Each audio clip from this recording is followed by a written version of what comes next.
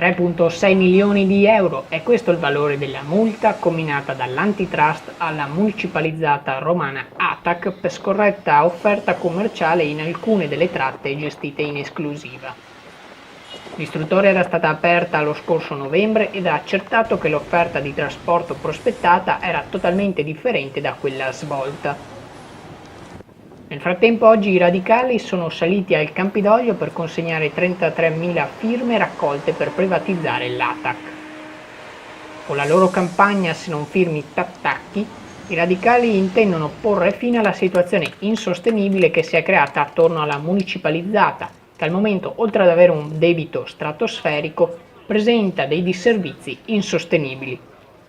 Sviscia Merciane News, Roma.